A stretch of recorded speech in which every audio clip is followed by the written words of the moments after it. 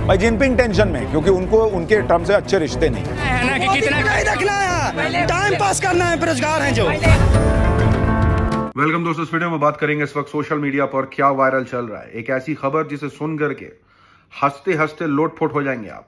उसी के साथ साथ कुछ खबरों का पर्दाफाश और कुछ ऐसी खबरें जो काफी तकलीफ देने लायक है। लेकिन जॉन और विवेक के बीच जो बातचीतें चल रही हैं इनडायरेक्टली, उस पर भी सोशल मीडिया पर चर्चा है। काफी सारी अपडेट्स होने वाले इस वीडियो में, तो आगे बढ़ने से पहले आप सभी से गुजारिश कि चैनल को सब्सक्राइब और रीच के लिए लाइक शेयर कमेंट करना ना भूलें। पहली अपडेट आपको बताएंगे राहुल गांधी के इंस्टाग्राम स्टोरी के हवाले से। राहुल गांधी ने ये इंस्टाग्राम पर शेयर किया है। अब इसके अंदर देखने को तो लग रहा है कि ये एक वोटर आईडी कार्ड है, लेकिन है भी किसका? थैनोस का। और तो और, अगर आप थैनोस की फोटो देखेंगे तो भाई साहब को टोपी भी पहना दी गई है और नाम है इनका मोहम्मद इब्राहिम अब्दुल करीम। इसको लेकर के सोशल मीडिया पर चल रहा है कि देख रहे हो, एवेंजर्स के स्टार्स भी भारत से ही हैं। मोहम्मद इब्राहिम अब्दुल करीम। दूसरी तरफ ये वीडियो शेयर की जा रही है और कहा जा रहा है कि पोलिंग बूथ का सीसीटीवी फुटेज लीक हो गया है। बेटी चल वोट डाल। अब कहाँ घुसे जा रहे हो आप कहाँ घुसे जा रहे हो? इलेक्शंस चल रहे हैं, वोट तो डाल दे। तो मैं तो बहू बेटी हूँ। तो नहीं करेंगे तेरी फुटेज लीक। किसको डालूं मैं? इतने सारे कैंडिडेट्स है, किसी को भी डाल। कैंडिडेट्स तो बहुत है। जल्दी कर, मेरे को आगे और भी लेने जाना है वोट। ठीक है, अरे पावन दिग्विजय।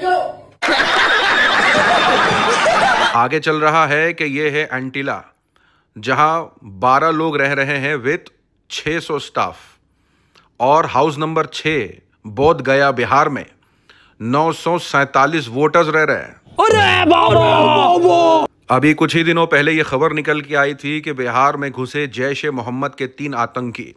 ये खबर मीडिया को सूत्रों से मिली थी। बड़े खतरनाक लोग हैं क्या? अब इस खबर के वायरल होने के बाद पूछा जाने लगा कि ये बॉर्डर की जिम्मेदारी किसके अंडर आती है। जैसे ही लोगों ने आउटरीच शुरू करा, सोशल मीडिया पर अब यह खबर निकल के आ गई कि बिहार में नहीं हुए 3 पाकिस्तानी आतंकियों की एंट्री। दूसरी तरफ सुशांत सिन्हा की गजब ट्रोलिंग चल रही है। अब जिस तरीके से भारत और चीन के बीच ताल्लुकात हो गए हैं, उसको लेकर के उनके पुराने क्लिप्स वायरल हो रहे हैं, जब वो डोनाल्ड ट्रंप की और भारत की दोस्ती की बातें क्या करते थे। पहले कहते थे कि मोदी ट्रंप की दोस्ती, टेंशन में जिनपिंग, और अब लिख रहे हैं भारत चीन का बड़ा ऐलान, टेंशन में हो गए ट्रंप। भाई जिनपिंग टेंशन में, क्योंकि उनको उनके ट्रम्प से अच्छे रिश्ते नहीं और न भारत से। यह खबर डोनाल्ड ट्रंप के लिए एक बहुत बड़ा झटका है, क्योंकि ट्रंप इस वक्त ट्रेड को लेकर भारत और चीन दोनों से भिड़े हुए हैं।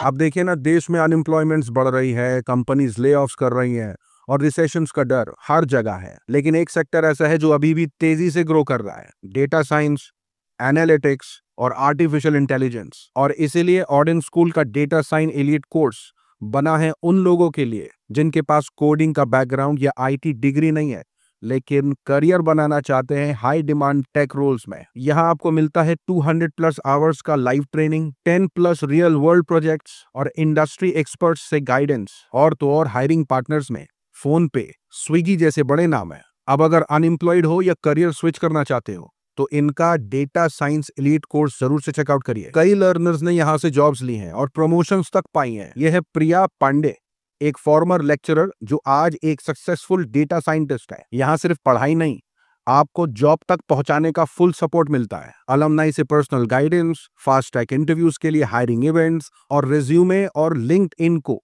जॉब रेडी बनाने तक की मदद की जाती है। हो सकता है इनकी सक्सेस स्टोरी लिस्ट में अगला नाम आपका हो। नेक्स्ट बैच शुरू हो रहा है 30 अगस्त से। अभी चल रहे हैं 20,000 का लिमिटेड टाइम डिस्काउंट। इनके कोर्स का लिंक आपको डिस्क्रिप्शन में मिल जाएगा, चेकआउट करो और अपने करियर का ग्राफ ऊपर लेके जाओ। अब टॉपिक पर वापस आते हैं और आपको बताते हैं कि बीजेपी आईटी सेल की तरफ से एक फर्जी खबर फैलाई गई।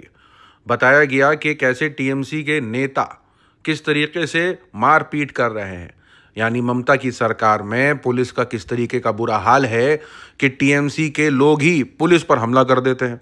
यानी इस तरीके के नैरेटिव के साथ और खूब ममता बनर्जी को क्रिटिसाइज करते हुए पूरा पोस्ट शेयर किया गया। उसके बाद पता चला कि ये वेस्ट बंगाल का मामला नहीं है, बल्कि बिहार का मामला है, जिसको लेकर के वेस्ट बंगाल की पुलिस ने एक नोटिफिकेशन जारी किया कि ऐसे लोगों पर सख्त कार्रवाई होगी जो फर्जी खबरें फैला रहे हैं। ये सुनने के बाद बीजेपी आईटी सेल ने अपना ट्वीट ही डिलीट कर दिया। गजब बेइज्जती है।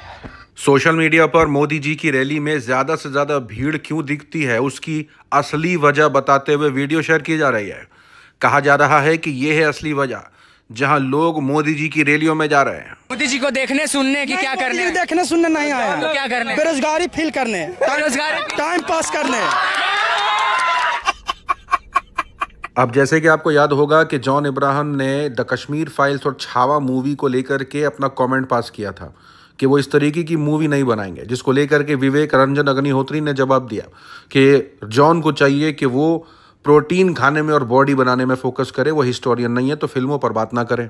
इसके जवाब में जॉन इब्राहिम ने कहा कि वो कभी भी समाज को बांटने वाली या सिस्टम का फ़ायदा उठाने वाली फिल्में नहीं बनाएंगे। उनका कहना है कि मैं एक जिम्मेदार नागरिक के तौर पर पला बड़ा हूँ, गलतियाँ हो सकती हैं लेकिन कोशिश यही रहती है कि सही बात सामने आए। यानी विवेक रंजन अग्निहोत्री जिस तरीके से तंज कस रहे हैं, जॉन जिस तरीके से अपनी बात पेश कर रहे हैं, दोनों में ज़मीन आसमान का फ़र्क है। उनकी भाषाओं में भी ज़मीन आसमान का फ़र्क है। जॉन जिस तरीके से बात कर रहे हैं, इससे साफ समझ में आ रहा है कि एक समझदार इंसान जो सिस्टम को, दुनिया को, लोगों को समझता है, उनके लिए बेहतर चाहता है। लेकिन विवेक रंजन अग्निहोत्री एक अपॉर्चुनिस्ट हैं। वो प्रोपेगेंडा फिल्म बना करके पैसा छापना चाहते हैं और यही बात जो है वो जॉन इब्राहिम ने भी बड़े आसान लफ्ज़ों में कही जो विवेक को चुभ गई। बात तो सही है। आगे खबर निकल के आ रही है कि कंगना रनावत ने आरएसएस ज्वाइन कर लिया है। यानी कंगना रनावत लगातार कुछ ना कुछ ज्वाइन कर ही रही हैं। अनभक्त तो न जाने क्यों ही खुश रहते हैं, ये समझ में नहीं आ रहा है। क्योंकि कंगना रनावत कोई भी ऑर्गेनाइजेशन ज्वाइन कर ले, कोई भी पॉलिटिकल पार्टी ज्वाइन कर ले, इससे क्या ही फर्क पड़ता है।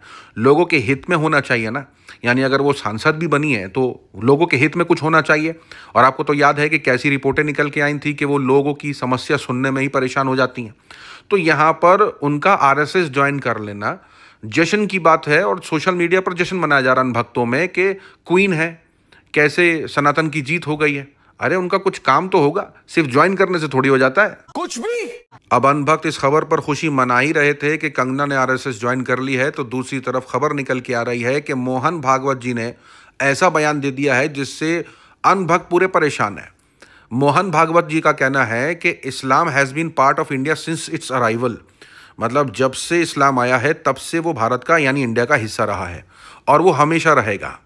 It is against the Hindu way of thought to imagine that Islam will not survive here. मतलब ये हिंदुओं के सोचने का तरीका ही नहीं है अगर वो ये कहें कि इस्लाम सर्वाइव नहीं कर सकता। Hindu philosophy does not think in that manner. मतलब इस तरीके से हिंदू फिलॉसफी सोचती नहीं है।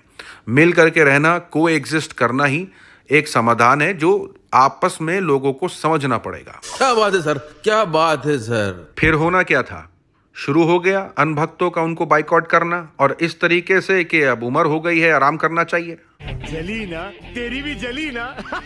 अब जब से ये खबर निकल के आई है या ये वीडियो निकल के आई है उसके बाद से लगातार ट्रोलिंग चल रही है। अब आप देख सकते हैं वीडियो के अंदर कि कैसे सोनाक्षी सिन्हा के जो हस्बैंड है वो आरती कर रहे हैं। बताया जा रहा है कि गणपति महाराज की आरती करते हुए नजर आ रहे हैं सोनाक्षी सिन्हा के हस्बैंड। अब इस खबर को और वीडियो को लेकर के जानबूझ करके एक समुदाय को इंसल्ट करना या उनको ट्रोल करते हुए नजर आ रहा है। लेकिन सोशल मीडिया पर यह चल रहा है कि वो सब तो ठीक है, लेकिन अगर सोनाक्षी सिन्हा ने बुर्खा डाल लिया तब क्या करोगे? अरे बाप रे, ये तो धोती खोल रहा है।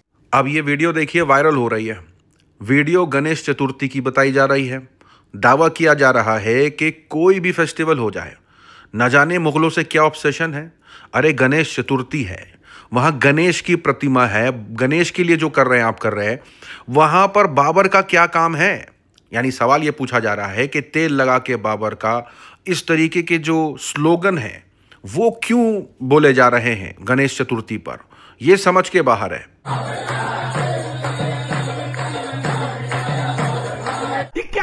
ये क्या बात करता है यार। जाने से पहले एक और बार याद दिलाना चाहूंगा, ऑडियंस स्कूल के डेटा साइंस एलीट कोर्स को चेकआउट करना ना भूले। लिंक मैंने डिस्क्रिप्शन में दे दी है, जरूर से चेकआउट करिए। आज की वीडियो में इतना ही। अपनी राय सुझाव कमेंट में जरूर बताएं। मिलूंगा अगली वीडियो में, तब तक के लिए अपना ख्याल रखें।